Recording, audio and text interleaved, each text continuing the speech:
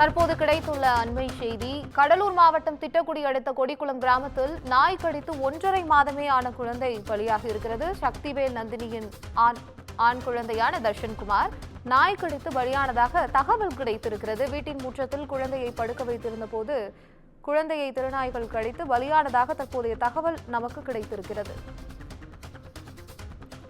இதுகுறித்த கூடுதல் தகவல்களை தருவதற்காக செய்தியாளர் விவேக் இணைகிறார். விவேக், என்ன நடந்தது, விவரங்கள்? வணக்கம் பவித்ரா. கடலூர்ல பிறந்து 1.5 மாதங்களே ஆன குழந்தை நாய் கடித்து உயிரிழந்ததா அல்லது வேற ஏதேனும் காரணங்களா என தற்பொழுது போலீசார் விசாரணை மேற்கொண்டு வருகின்றனர். கடலூர் மாவட்டம் திட்டக்குடி அருகே கூடிய கொடிக்குளம் கிராமத்தை சேர்ந்தவர் பாத்தீங்கன்னா சக்திவேல், இவரது மனைவி நந்தினி.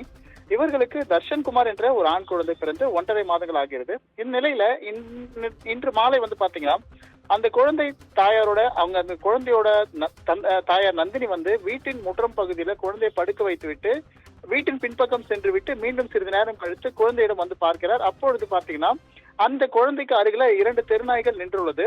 உடனடியாக அந்த 2 நாய்களையும் விரட்டி விட்டு குழந்தையை அவங்க பார்த்த போது அந்த குழந்தை பேச்சு மூச்சின்றி கிடந்தது. இதனை அடுத்து குழந்தை கழுத்துல காயங்கள் இருந்ததால அந்த குழந்தையை உடனடியாக பெண்ணடம் பகுதியில் இருக்கக்கூடிய ஒரு தனியார் மருத்துவமனைக்கு கொண்டு செல்கின்றனர். அப்பொழுது அங்கு மருத்துவர்கள் அந்த குழந்தையை பரிசோதித்து விட்டு அந்த குழந்தை ஏற்கனவே உயிரிழந்து விட்டதாக அந்த பெற்றோரிடம் தெரிவிக்கின்றனர். இதனால் அதிர்ச்சி அடைந்து அந்த பெற்றோர் கதறி அழுகின்றனர். மேலும் இது குறித்து தகவல் ஆவணங்குடி போலீசாருக்கு தகவல் தெரிவிக்கப்படுகின்றது.